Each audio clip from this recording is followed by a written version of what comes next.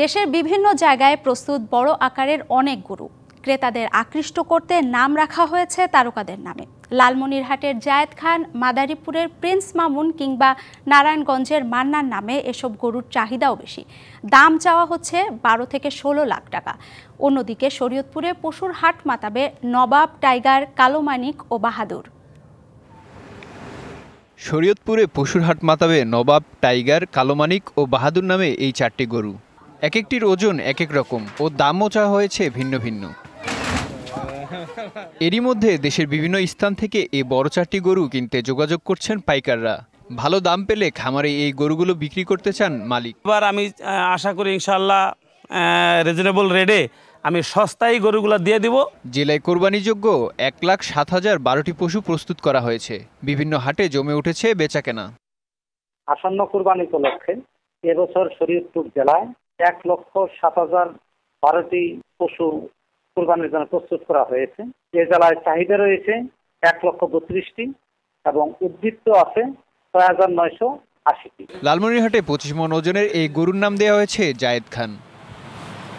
40% বেশি গ্লো, বিশ্বের 1 নম্বর glow cream, নতুন গ্লো এন্ড লাভলি। গরুটি কিনতে বিভিন্ন জায়গা থেকে আসছেন পাইকাররা। 10 লাখ টাকা দাম উঠলেও মালিকের প্রত্যাশা 15 থেকে 16 লাখ। গরুটা আসলে আমার অত্যন্ত শখের, শখ করে নাম রাখছি জায়েদ খান।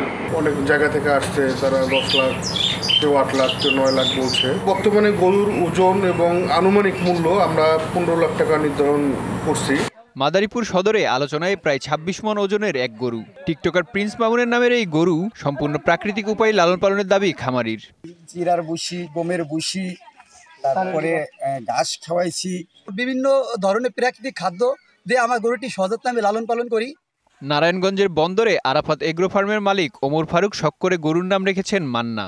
ফ্রিজিয়ান জাতের 3.5 বছর বয়সী এই গরুর ওজন প্রায় 1000 কেজি।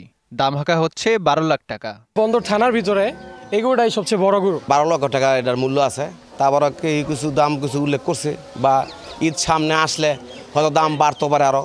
নিয়ম মেনে গরু মোটা তাজাকরণে বিভিন্ন পরামর্শ দিচ্ছেন প্রাণী সম্পদ কর্মকর্তারা। খামারিদের প্রত্যাশা, পশুর দানাদার খাবারের দাম কমানো গেলে লাভবান হবেন তারা। এতে সমৃদ্ধ হবে দেশের প্রাণী সম্পদও। মেহেদী হাসান, ডিবিসি নিউজ ডেস্ক।